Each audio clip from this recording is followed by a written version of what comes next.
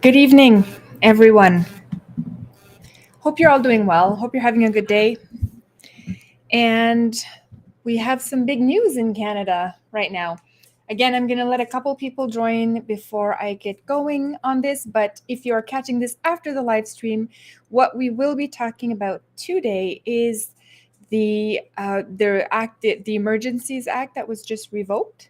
So we will be talking about that today, plus a couple of other things. A bunch of provinces are now getting rid of the mandates in Canada. And I had a couple other things I was going to address today. The businesses that are now encouraged to keep the mandates after. So we're going to cover all of that today.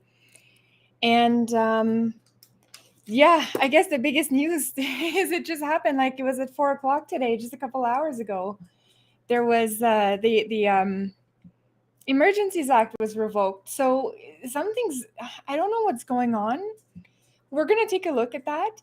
But from what I saw, I watched the whole Trudeau speech twice because I had to do once when I was catching it live, and then the second time when I clipped it for you so I can show you certain parts today. So we'll look at that. But I don't know, like just off the bat like this. What do you guys think? What is your opinion on what's going on with this bill? Does anybody have any idea?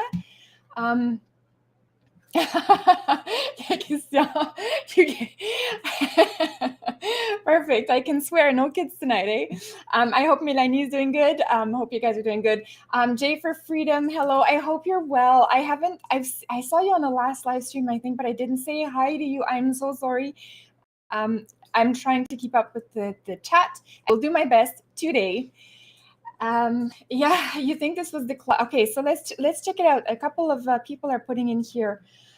So Klaus, this is Klaus Schwab, who's the what's his official position? He's the leader of the World Economic Forum, and he wrote that book, the Fourth Industrial Revolution. So this is Klaus Schwab. This is who we're talking about here. But the game plan was the revocation. Trudeau's just a puppet. Yeah, but why would they do that? Why would they just revoke it?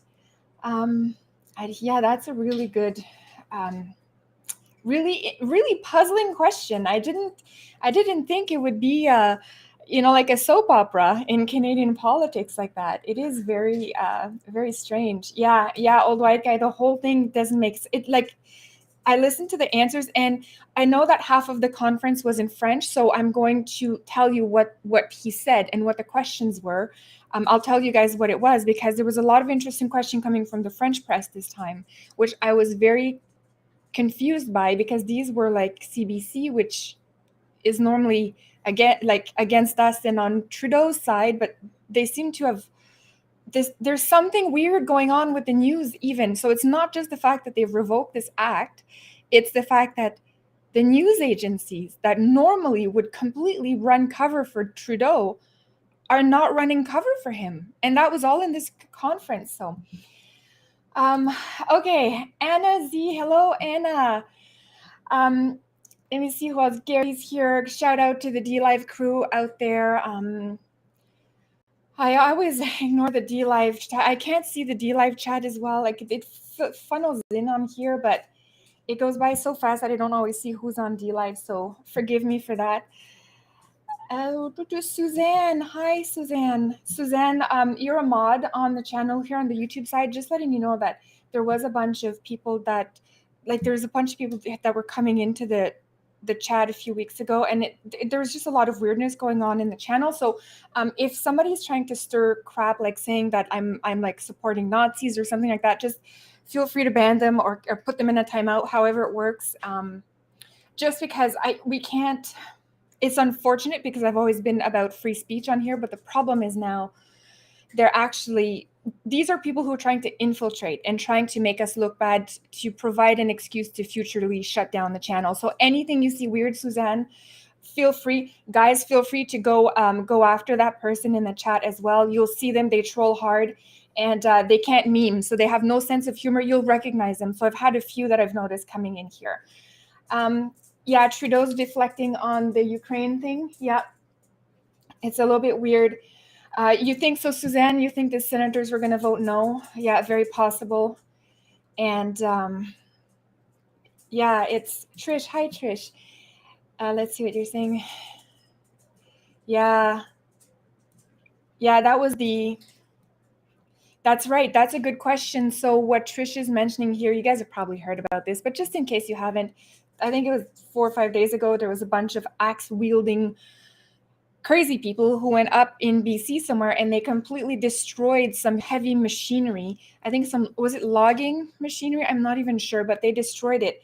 And that was right before the police was set to go out and clear out the protesters in Ottawa. So it's very strange because the media was focused on the peaceful protesters and painting them as bad guys, while this happened like a true act of violence and sabotage and potentially terrorism, but nobody it took the media almost like 24 hours to even talk about it, and they mentioned it very briefly and they moved along, but of course no mention of how bad that was. So yeah, it is very strange what's happening with that. Thank you, C. Keffler. I don't know how to pronounce this to make you sound cool, but thank you for this. Diana Green. Hi, Diana. I think I said hi. Oh, Faye. Okay, Faye, heads up. You're not going to like this, but I do have a lot of Trudeau on for you today. It's not just for you, for everybody, but I did put a bit of a music track to when we listen to Trudeau talk so that we can like absorb it better. It entertains our brain and it prevents us from like internally melting. So I have that today. So yes, we will listen to Trudeau, but we'll have some background music, and it's strategic music too. Meant to diss him. Okay. Flagram, hello. Yeah, they were. A lot of people are like starting to think that the Senate was going to vote it down because they were supposed to vote tonight. The Senate, it was supposed to go to the Senate tonight. So yeah, very, very possible. Hello, David. David, yeah, that the national site was bashing him. It's very possible. Like Trudeau's basically like an international mockery now. Like picking Trudeau for the prime minister and doing this, it just backfired so hard. It's almost fun to enjoy, to watch, and I'm actually enjoying this at this point. You know, I was prepared for full communism, so any day that we're not, or any day there's pushback, is like a celebration in my world. So yes, it was revoked. Yeah, so they said it was revoked. They said revoked. So I'll show you. We have the actual live stream for that. I'll show it to you.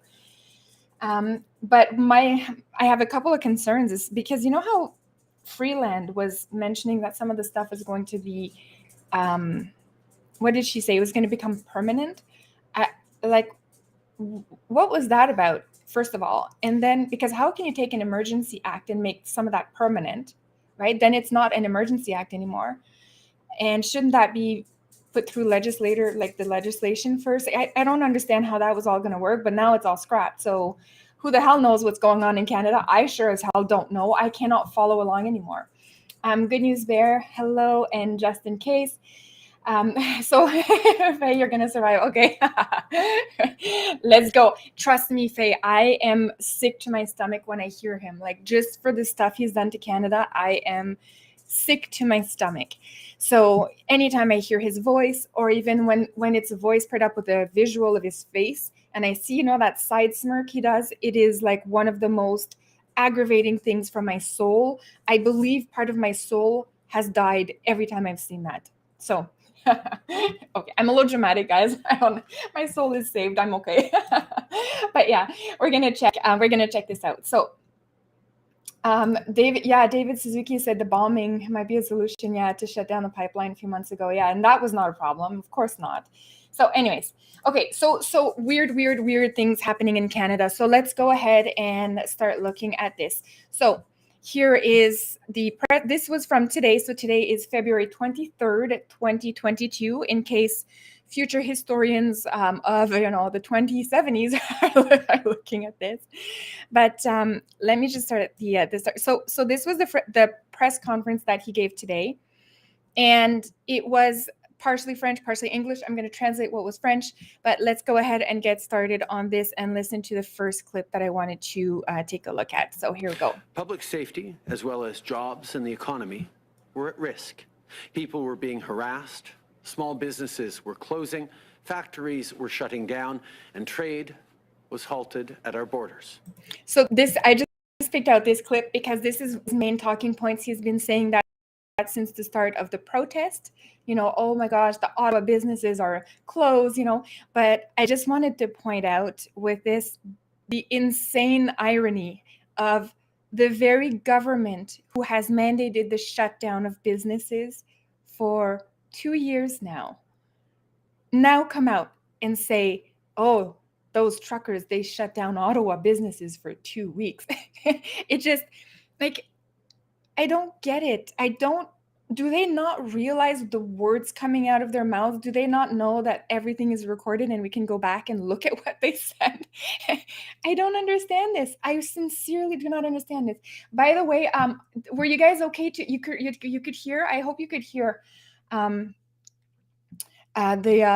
audio correctly. Is it loud enough? Like, I guess somebody said that the voice is awful, so I hope it's not my voice. But yeah, hopefully, if somebody can just let me know before I keep going with these clips, if you guys were able to hear okay, that would be appreciated. Just throw a thumbs up in the chat and that'll make me super happy. Yeah, it's over now, David, because one of the questions that was asked was, is it over now? And Trudeau said, yes, it's over now. So I have that question. I can show you. Unfortunately, we can hear him. Yeah. Okay. Thank you, guys. Okay. So let's move on to the second clip I have. So there's a lot, as per traditional Trudeau, there's a lot of word salading in here. And a lot of the stuff he says is repeats of the talking points he has. So Trudeau's style of answering a question is not answering the question, but just saying just random things. So back when he was getting elected, it was about the middle class. Remember that speech he used to give about the middle class? Now it's just, these were illegal protests and occupations. We had to shut it down, blah, blah, blah. It's the same thing he keeps saying over and over. So there's a lot of non-responses to the questions, but we'll keep going. Going forward, it'll be important that we gain a fuller understanding of what gave rise to this kind of disregard for laws and threat to our democracy. So this is something that was, and we're going to listen to it again, because this is one of the parts it strikes me as a very alarming part. So I don't know, let's listen to it again, guys. And if you can put in the chat, like, what do you think? I have my own theory about what this means, but if you wanted to, okay, my theory about this is that they're killing the Emergencies Act, but now they're going to go hardcore for online. So because now they've noticed, okay, we have the policing tools to get rid of protesters in any city where this would pop up. So now we're going to focus our attention to all of the online misinformation, and meaning that they're going to severely crack down on anybody who is not saying what Trudeau's ordering them to say. So let's listen to this little part again, and you guys tell me, put in chat what you think this is truly alluding to. Going forward, it'll be important that we gain a fuller understanding of what gave rise to this kind of disregard for laws and threat to our democracy. And there was no threat to the democracy, because the protesters who were in Ottawa were exercising their democratic right. So I don't understand why he's like, this is obviously trying to subvert the information that's out there. Big shout out to East Coast Canadian. I think I saw you in there, but big shout out to you if you're here as well. You do some awesome videos. Anyways, everybody go check out East Coast Canadian's channel if you don't already follow him. Let me just pop up his name up on the screen here. You guys can go and see him. Yeah. So yeah, this looking for the roots of what caused this means to me that they're going to pinpoint it back to online interactions, and they're going to start blaming online speech for this kind of misinformation that was spread. So first of all, the ability to transmit information outside of the CBC, the CTV, and the mainstream media. So that's something that I think Trudeau is very upset about, because he can't control the media properly this way. And as well, the ability for these groups to organize. So there'll be both the speech portion of this that's going to be attacked, and severely restricted, but also the ability to organize. So that to me indicates that, like we've seen with the banks, they might start spying on Canadians to see who's trying to meet who where, and see, is that the start of a new convoy or a repopping of a resurgence of a convoy? Like, this is what I hear when he says that. But I don't know if maybe I'm wrong, and please feel free to tell me. But this is what I hear as well. Yeah, the internet is already very censored, but it's going to get worse. Like, I can still put videos out here. I can still stream on YouTube. I get strikes once in a while, but I can still at least do it. But I have a feeling that they're going to come after even the alternative platforms in Canada. They threatened it. What was that law they were threatening to put out? A new one for online something. I don't even know. But yeah, Trudeau does look like a moron to the rest of the world. This is absolutely true. And something else I was thinking about, I'm like, how I think there was 181 MPs who voted yes, and I think it was 154 who voted no. I'm thinking those 154 who voted no are looking pretty good right now. And the 181 who voted yes to push this Emergencies Act, first of all, they look like idiots, right? Like, they completely look like an idiot right now, because those guys all voted yes for an emergency that was not an emergency. They didn't have any balls to stop Trudeau and his dictatorship. And now we kind of know who shouldn't be representing us. I don't think any of those 181 people who voted yes should be allowed to represent us anymore. And I'd be interested in seeing how many of those 181 are affiliated with the World Economic Forum at this point, right? That's a really interesting, something that's very interesting. Are they related to that in any way? But yeah, those who voted yes on that to pass the Emergencies Act, I think they look stupid today. That's my opinion. I mean, I would not be very proud of myself. And I'm hoping somebody's going to put out a list of the names of all the people who voted yes, because I think we need to remember who those guys are. When we go for elections next time, we need to remember who these people are and consider very seriously, do we want to re-elect somebody who will end up invoking or approving the invocation? Is that even a word? Approving the Emergencies Act to be enabled when there's no emergency. Like, anyways, okay. Let's keep going on the Trudeau here. Okay, next clip that I have for you. I'm sorry, I don't remember what the clips are all about in the order they are, but let's just listen to this one here. Let's work together. After 2 difficult and painful years, we have a lot of healing to do. And now is time to be there for one. Okay, so that was just like his normal pontification. Like, when I talk about Daddy Trudeau, thinking he has to console us and we're his shoulder to cry on. It's like, what the heck is that? Dude, you're the prime minister. Like, we don't. After 2 difficult and painful years, which he made difficult, by the way, we have a lot of healing to do. Like, he's our therapist. Like, he talks like he's our therapist. It just drives me absolutely bonkers when he does that. Okay, I'm just trying to see when the music's coming in. Okay, so here. Start over with this microphone with Jasmine from Radio Canada. So this is the question that's going to be in French. I'm going to translate it for you guys as it goes through, okay? Bonjour. Lundi, vous disiez qu'on était encore en situation de crise. Aujourd'hui, she said Monday you said we were still in a crisis, and today on n'est plus en situation d'urgence. We're no Pourtant, longer in an à urgent l'extérieur, situation. Dans le centre-ville, le paysage semble être pas mal le même. Qu'est-ce Everything seems to be the same. qui a changé dans les 2 derniers jours, Monsieur le Premier? What changed in the last 2 days?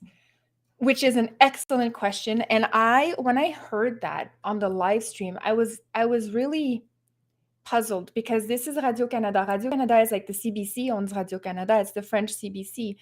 And I don't understand how this kind of question came from the CBC. I'm really very puzzled by this. And of course, his I didn't even bother to clip his answer. I mean, you guys can listen to it if you just go on YouTube and you Google CPAC. You'll find the Trudeau speech from today, February 23rd.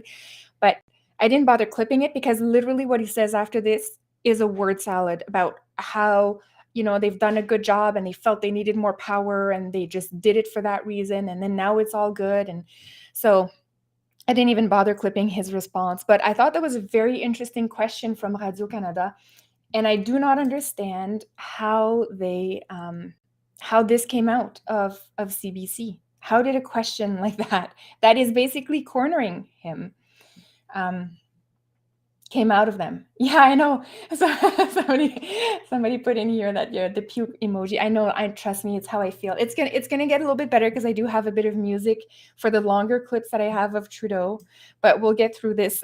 We'll get through this, guys. We have to. Okay, so on to the next one. On comprend que la majorité des manifestants sont partis, mais il y a encore des manifestations à Winnipeg. So this is the same girl from Radio-Canada. She did a follow-up question and she says, I understand that a lot of people have left, but there's still some protesters out in Winnipeg. Il y a encore des manifestants en banlieue d'Ottawa, puis le mouvement anti-mesures sanitaires. And in the Ottawa banlieue, I'm trying to remember the word, outskirts, in the outskirts of Ottawa. N'est pas mort. Est-ce que vous avez un plan si des And she says the mouvement sanitaire, anti-sanitaire n'est pas mort. That means the Vax Pass movement, the anti-Vax Pass movement is not dead. manifestations de grande envergure reviennent, ou est-ce qu'on se réserve le droit d'invoquer la loi sur les mesures d'urgence la prochaine fois qu'on verra? And she says, are we okay to deal with that now? And do we reserve ourselves the right to re-invoke the Emergencies Act should one of these protests pop up again? Again, Radio-Canada saying that. Very, very good question, and I'm very interested. Of course, the response, the fact that I haven't even clipped the response as anything worth because there is no response from Trudeau on that. So it's the same word salad. He didn't answer the question. But we will cover another one where he answers the question from the English reporter. So here's this part. Glenn McGregor, CTV News. And by the way, I put music here. It's "Don't Cry" by Guns N' Roses, a remix beat version of it. And I put that because I'm trying to help Trudeau not cry tonight as he goes to sleep. He's gonna cry himself to sleep because he's a big whiny baby and he destroyed Canada and he's an embarrassment. And so this is so that Trudeau tries not to cry tonight. Prime Minister, within an hour's drive of where we are right now, there are at least 2 encampments of protesters. They are vowing they aren't going to back down, and there is a real concern of people in this community they're going to come back. Are you willing to invoke the act again if police can't properly respond to that eventuality, or in other places like in Winnipeg today where we see another protest headed downtown?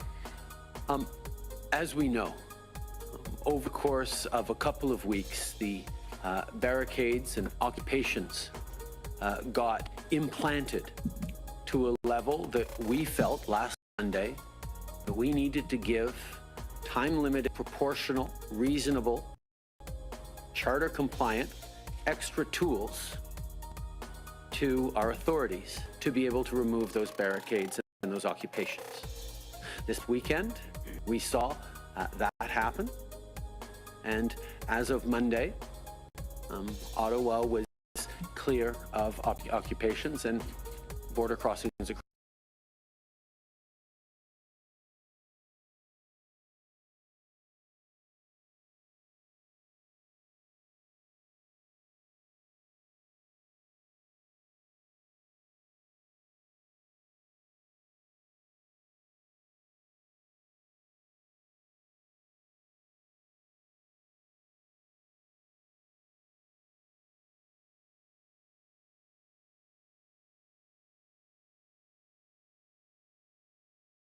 With his hand, like he's just such an awful person.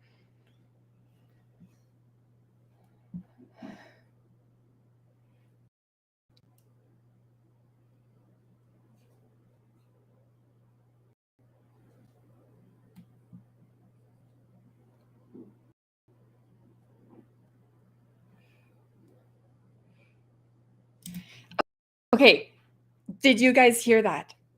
This response is literally what I would classify as one of the most insane responses you can give to the question.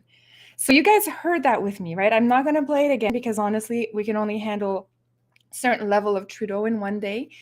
But he basically just said that there was a crisis and an emergency, and he needed that to give the tools to get rid of the Ottawa protesters.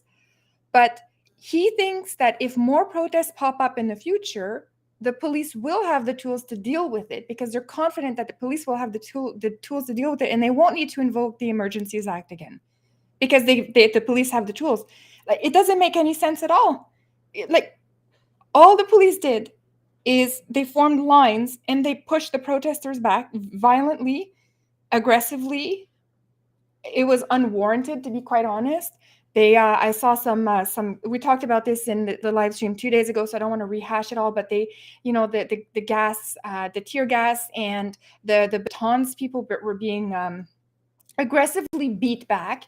But that's pretty much what they did. And then they started towing the truck. So are you saying that you couldn't get somebody to tow the trucks and you needed the emergency to get the trucks out of there and the people out of there, but yet you seem to have only been doing it with normal police, a couple extra police officers, maybe a couple extra tow trucks? You needed the Emergency Act? And of course, for punitive measures. I think the real reason for invoking the Emergencies Act was the punitive measures, the ability to arrest people without a warrant, the ability to go in and freeze bank accounts. I think that was the true reason for invoking the emergency in the first place. It wasn't to deal with the protesters, because honestly, if you couldn't deal with the protesters before the Emergency Act, there's nothing you did with the Emergency Act to deal more effectively with it. And now you've admitted that if a protest were to pop up again, you don't need the Emergencies Act anymore because the local police has the tools that they need, and you've made sure of that. So none of this makes sense. It doesn't make sense at all, how they're talking here. But anyways, we'll keep going on this. It's almost, I'm almost done showing you the clips. We don't have too much to go because that was all I could handle. So I'm going to share this one. This one, the music in the back will be really hard to recognize, but it's Something in the Way, which is a Nirvana song. And it's because Something in the Way is Justin Trudeau is in the way of our freedom. So anyways, here goes.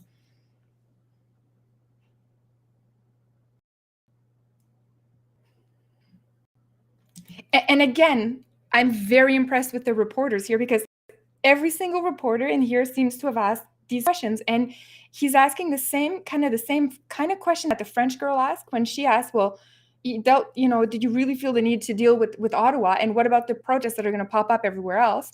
This guy's asking the same question again. So anyways, here's the response.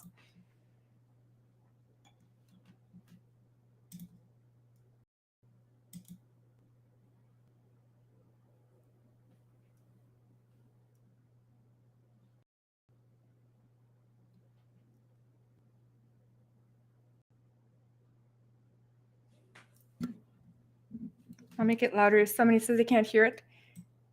You can't hear the song or the Trudeau here.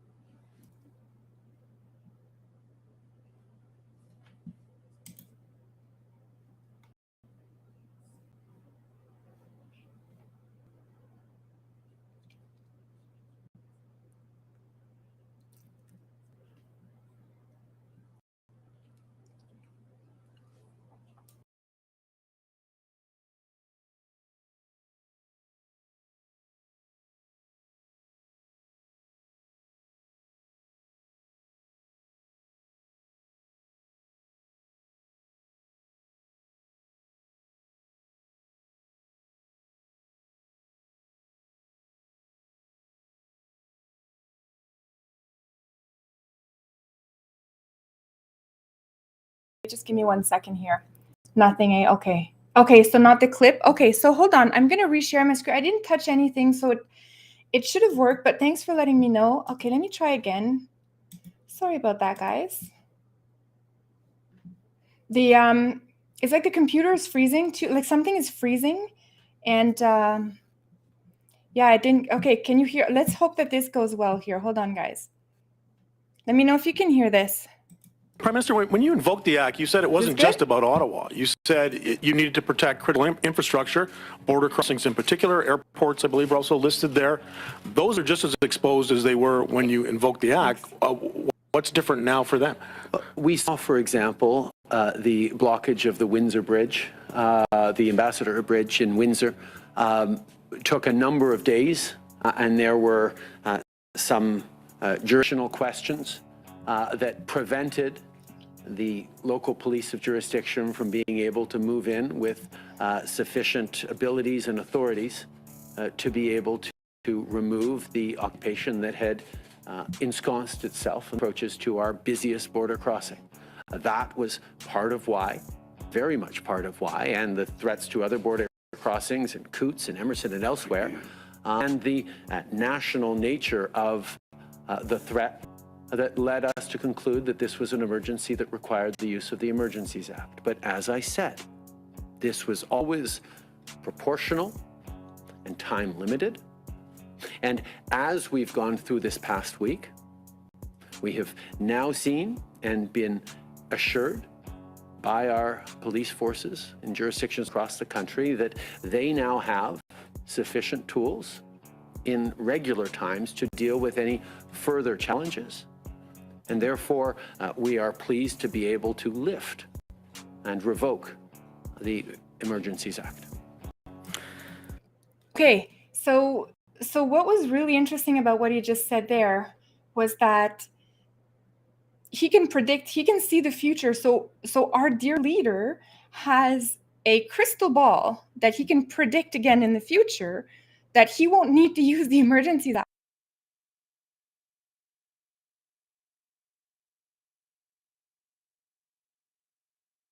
Like, what is, like, I just, this, so it doesn't make sense.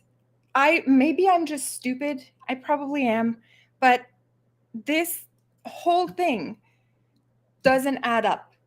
And I think we are like the laughing stock, like not us, not Canadians, but our government is definitely the laughing stock of the world right now, because the government is doing the most ridiculous things, invoking a war act and now revoking it only 7 days later. Was 7 days? It just makes absolutely no sense. And so just to follow up on some of the other crazy stuff that's been happening, let me just show you this here. There was this article that I saw. And so this was yesterday. So Tuesday, February 22nd. And the article was the troops that they're sending out to to Ukraine, and the sanctions on Russia. And the first question is, where are the sanctions on Canada for the way Canada has been behaving, right? This is something I don't understand. But Canada announced on Tuesday that they're going to deploy hundreds of additional troops to Eastern Europe and impose sanctions against Russia. But look at this sentence here. This is a sentence that I thought was very interesting in the context of what we're dealing with here. It says, Canada and our allies will defend democracy. We are taking these actions today in a stand against authoritarianism. And this is Trudeau, right? This is Trudeau talking about this. So the same guy who imposed authoritarianism on Canadians via forced mandates, via forced lockdowns, via border closures, and more recently by invoking the Emergencies Act on us when we're not in a time of war, and then freezing bank accounts, arresting people, and rough handling vets and protesters who were just trying to get the mandates to be removed. And he has the audacity to go and lecture other countries on standing against authoritarianism. Like, this guy should have zero credibility in anything he says from this point on. There should be nothing. The next time he invokes the Emergencies Act, it needs to be like those 181 who voted yes. Y'all better be voting no next time. We know he's going to do some crazy stuff like this again. He really thinks he can do whatever he wants, and he'll do this again. But the fact that he goes and lectures other countries, who was it? I think it was the president of, let me see if I can find this on Twitter for you guys. The president of, it's a South American country. Maybe if somebody knows in the chat, let me know. But there's the president of that country who tweeted that Trudeau and Canada has no right anymore to lecture anybody on freedom and democracy. I can't remember. Let me see if I can find his name. It's one of the guys I just started following not too long ago, so I'm hoping it'll be in my in my thing here. But I won't find it. It was from a few days ago. I can't remember the guy's name. Anyways, if somebody knows, Ecuador, yes, was it? Okay, thank you, Banks. The president of Ecuador, what's his name again? I think I can find him if I know that. Hold on. President of Ecuador. That's where my husband's from, by the way, guys. Ecuador. That's why my last name is Mora. I married into the Latino family. So was it him? Was it him that said that? Oh gosh, it's gonna be tough. It's gonna be tough to find. Yeah, I don't know. I don't know if it was him. I thought it was some other guy. I thought it was I can't remember. I thought it was Brazil. But anyways, okay. I won't find it, guys, today. That's the one thing I'm not prepared on. But yeah, so yeah, maybe El Salvador. Let's try that. President El Salvador. Hold on. That sounds a bit more yes, I believe that is the guy. Yes, this young one here. Yes. Okay. Okay, so where was this? I think it was one of these tweets here, guys. Just bear with me as I try to look for this. But yeah, it was I should have saved a screenshot. Like, that would have been smart of me to do that, because he actually came out. Yeah, see, so I can't read Spanish, but I have a good background in Latin and Greek, so I think I can kind of make out what he's saying here. But he's talking about the liberté d'expression. What is that in English? Freedom of speech. Oh my goodness. Okay, and they're talking about Canada here. Yeah, I think this was the tweet. Now I don't know if I can find it translated somewhere. But he basically said, oh, yes, here it is. Woo, let's go. Are these the people who like to give lessons to other countries about democracy and freedom? This is the top ranking countries in the democracy index. And he did that based on, this was the video from 5 days ago when Chrystia Freeland was, are you guys, we can't hear. Okay, good. When Chrystia Freeland was actually talking about how she's freezing bank accounts, and they're going to go after the protesters who donated. So yeah, so that's him. So yes, thank you, Banks. It was El Salvador, so not Ecuador, where my husband is from. But okay. So okay, let me see what J for Freedom put in here. Hold on, let's check this one out. I always like it when you guys put some funny tidbits in here for me. My computer's responding really slow, so I'm having trouble. Yeah, it's very, very slow. Yeah, I don't know if they've planned anything like that. I have no idea. Okay, so I'm just going to show you something else that was very interesting. So of course, while Trudeau, it's like living in a weird dream, because while he's actually enforcing pure authoritarian, tyrannical measures on Canadian citizens, he's out there in the world lecturing about that, right? Like just watch next week he's going to donate like $10 million for the freedom of expression in like Ghana or something really like just to pontificate to other countries, while he's going to be, pushing through a bill to ban online meetings or something if you've been deemed to be a political dissident, right? Just watch. We're going to see that happen. It'll be the weirdest thing. I have a few more articles that are interesting that I've seen coming out, and we're going to take a look at them now. This one here. So this might be happening where you guys are too, but here. This one, it's businesses who are urged to keep requiring vaccine passports even after the provincial regulation ends.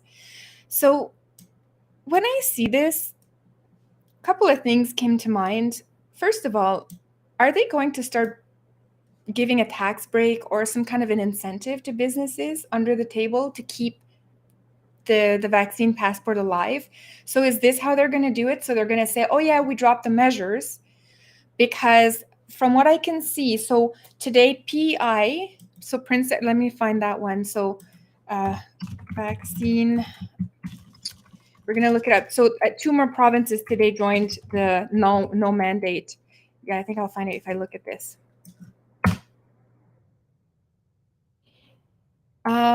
It was, so Prince Edward Island, and let me find it here. Vaccine mandates Canada. Okay. Let me see if I can find it.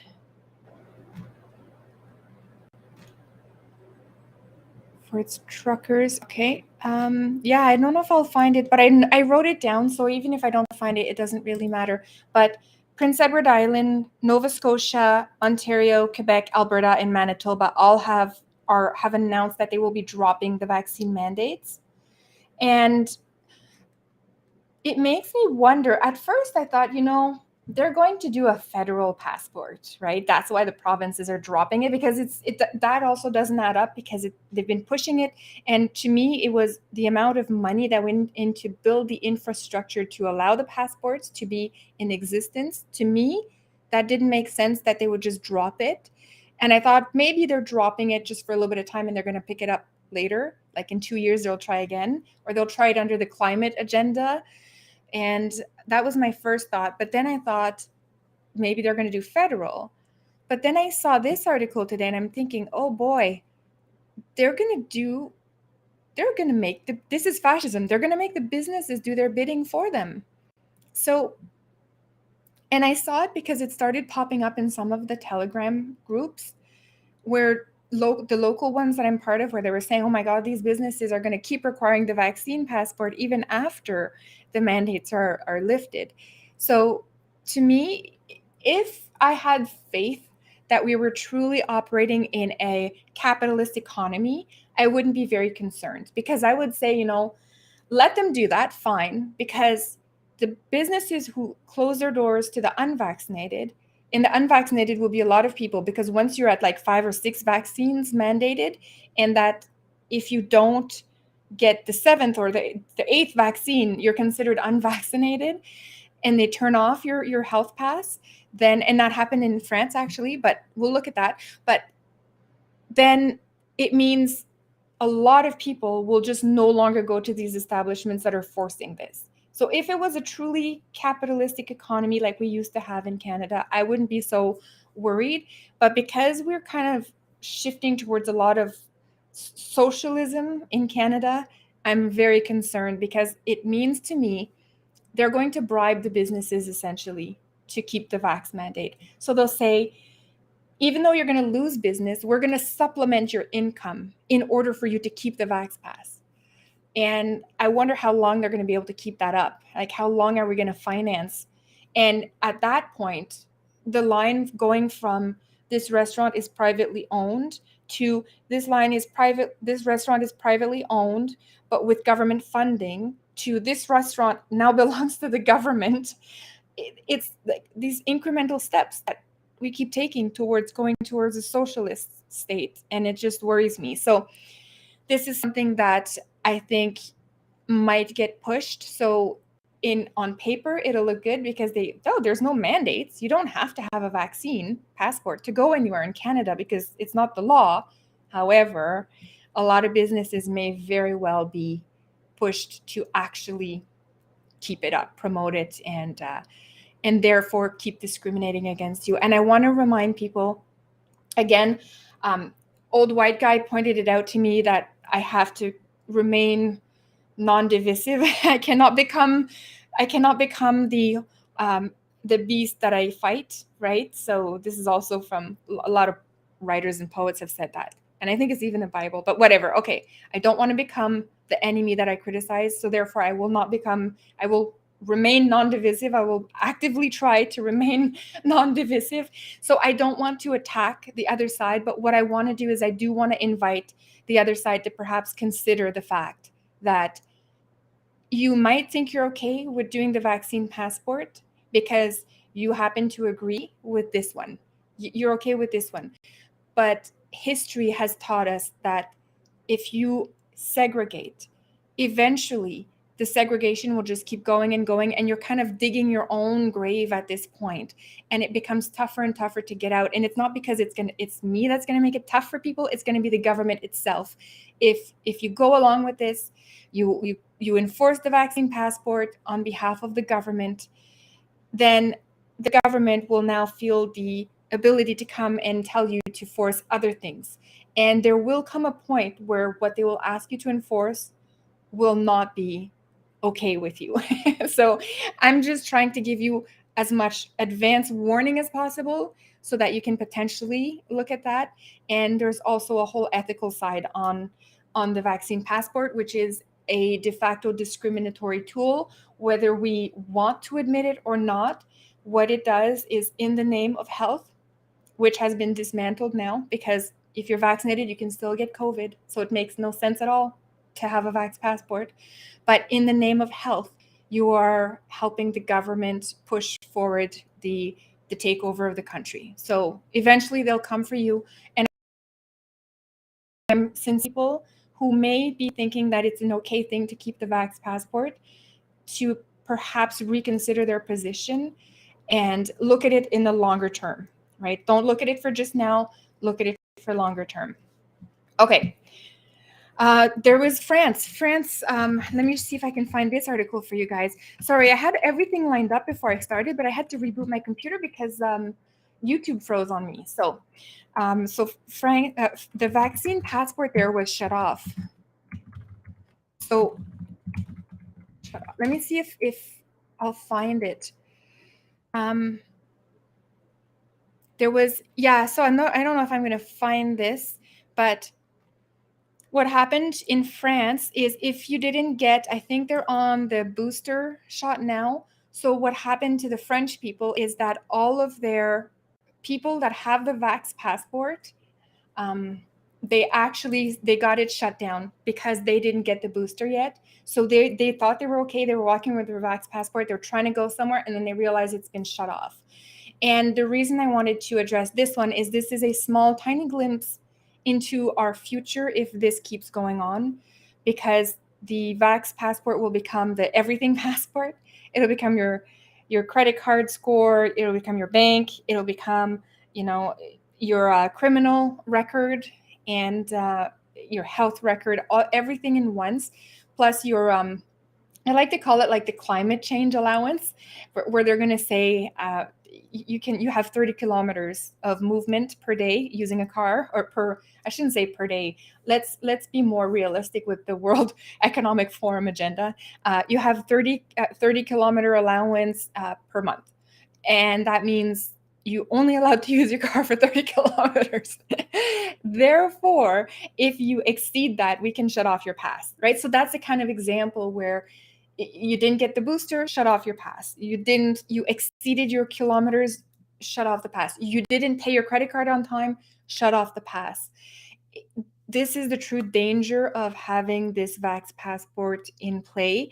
And I know right now it only looks like it's for the Vax passport, but I can guarantee you that this is going to be used for a far, far more overwhelming, insane privacy breach into your life. It's going to wreck us. This is like Stalin on steroids. This Stalin could have only dreamt of this. Imagine if this. I sometimes think about this. Like, I think somebody should write a book about this. If I had the talent, I would totally do it. But write a sci-fi of if Stalin had the technology that we had today in terms of just the social media. Imagine what he would have done with this. The spying would have been intense. He probably would have killed 20 million more people. He killed 20 million, but I think he would have killed, and I'm not laughing because it's funny, I'm laughing because of the sheer magnitude of the insanity of what we're opening ourselves up to. He probably could have killed 20 more million, just via the technology that we have, right? He could have installed all sorts of weird stuff on phones, like those supersonic weapons, whatever. Like, just imagine, and you issue, imagine if you're Stalin and you make cell phones socialist. I have a wild imagination, guys. You're gonna love this. You make in a sense that instead of having the capitalism where you go and you like Apple, so you buy Apple phones and Apple gets rich because a lot of people buy their phones. In a socialist world, the government would have issued the production of phones. It would have been crappy phones. But what he would have done is he would have probably taken all the phones that he wanted to give to people who are dissidents or political problems for him. And instead of just, trying to bring a whole bunch of people to gulags all over the place, he probably would have just, ordered half the phones to be produced with some really weird technology on it that can actually kill you by hitting you with like constant brain waves, and all it takes is 30 days and you die, or something like that, right? Something that messes with your and then he would have distributed those phones, not telling people what was about to happen to them, and just let it go. Honest to God, and there will be a tyrant in the future that will do some crazy things like this. So, but I'm sure that is exactly what he would have done, had he had the technology we have today. So anyways, that was just a bit of fun story and a glimpse into my crazy brain as to what I think. And if I had any literary talent at all, I would have probably become a sci-fi writer, because I love that stuff, but I suck at writing. So this is why I come and do these podcasts instead of writing articles and books. But yeah, this is absolute insanity. We really have to keep speaking up about this as long as we can, and try to bring over a lot of people who may just be a little bit, maybe who are just unaware, or just, I don't want to say brainwashed, but because there's a lot of good people out there who just don't understand what's going on. It's easy for us. We've been doing this for years, but there's a lot of people. We just need to find a way to bring them over and and wake them up, basically. There's a guy I follow. I would recommend this if you guys want to follow another channel. He's way bigger than my channel, but he's over on BitChute, and I think he's on Rumble, and what's the other one? There's a new one as well. But anyways, his name is Tim Truth. Let me put him in the chat here. He does like 3-hour podcasts, and he's really awesome because he'll find like all of the recent stuff on Twitter and all that stuff. I think this is his job, so he does it really well. And anyways, if you're interested in following another channel, just go and look him up. And definitely on BitChute, you'll find him. Rockfin is the other one, the other live streaming. He live streams on Rockfin, and he's on BitChute. But anyways, go give him a follow if you're interested. He's really good. I really like him. And what he keeps saying is he keeps talking about how the others, like the people who are kind of like still blue pilled on this one or not awake yet, they're like babies in a nursery. And he says it's like the government is acting like whenever there's a baby who cries in the nursery, to try to alert everyone else, the government will come and take the baby out so that he doesn't wake up everybody else. so he calls them the babies in the nursery. So anyways, so just to recap very, very quickly, on that whole revocation of the Emergencies Act. We need to keep a close eye on what's going to happen over the next few days, because something really, really fishy is happening here. It doesn't smell right. Like, I don't have a good feeling about any of this, and I don't know why they revoked it, but I am alarmed by some of the things that he talked about when he did the speech to revoke it. And the most alarming things, I can resume them in just a few points here. The one is how they're going to be tackling what they consider to be misinformation now. So the online, the tracking of the movement of people, I'm just really concerned that that is now where the focus will be. So it's going to be more in the shadows of the government and not as much in the open as the protests were. So I'm a little bit worried about that. How now they're claiming the current laws are okay, and they were able to predict into the future to say, we won't need to invoke this Emergencies Act anymore. How can you say that now? How do you know? You don't know. Well, what if a meteor literally hits the planet, hits the Canada, hits Ottawa next week? You're not going to invoke the emergency. Like, how can you say that? Like, it doesn't make sense to me that he would say that. So again, that's something that I'm not very comfortable with hearing my prime minister say. And I think I had one more point here. Oh no, that was it. The current laws that are okay to prevent. So yeah, he basically said the current laws are okay to prevent future occupation. And that is worrying, because that means, what is he doing? What are they looking at now? We know they're evil. We know they work for the globalist agenda. They do not work for Canada. And that's been already exposed many, many times. A lot of people can see it now. So now that they're kind of retreating back in the shadows, I think it's going to be a bit harder for us to figure out what they're doing. But I do believe they will keep advancing with very, very nefarious plans that are going to be incredibly damaging for Canada as a country, for Canadians as a people, but especially and foremost for any political dissident or anybody who says anything that goes against what they're trying to push us to do. So, I mean, that's all of us. That's all of us, right? So anyways, this is very evil. And again, like, I happen to agree with Old White Guy. There is no politician that's going to save us. It's going to be us that's going to save us. It's going to be Canadians. It's going to be truckers. It's going to be a couple of I think it was in China that it took 18 guys. They brought to China a huge wave of capitalism right after Mao died. And I think he died the year right before I was born. That's how I always know. He was died in 1976. And right after that, there was a small group of farmers. I can't remember which region they're from. I wouldn't even know. It's all in Chinese. But anyways, 18 farmers is all it took to bring back capitalism to China. So this is where I'm relatively hopeful, because all it takes is a small handful of brave souls who are willing to do it. So what the farmers did, and I'll just tell you this quick story and then I'll go. But the farmers, what they did in China, 18 got together after Mao died, and the restrictions were kind of like, oh, we don't know where this is going to go. And they got together and they struck a deal with the local Communist Party to keep the grain that they were producing. They struck a deal to keep the grain, at the excess grain, once they had met the quota. So they said, I'm going to make up numbers here. We need your village to produce, 50 bags of grain a month, or rice, whatever it was, right? And they're like, okay, so we'll do the 50 bags, but can we keep everything we do after that? And they said, yeah, sure. And I think they were bribed, whatever. However, they made that deal happen.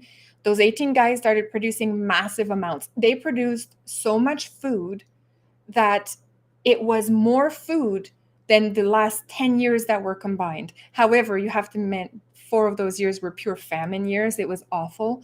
But in that 1 year, they produced more than in the 10 years that preceded, all put together. So they were able to start feeding all the villages around them. They started trades. and it brought back kind of a wave of capitalism to China.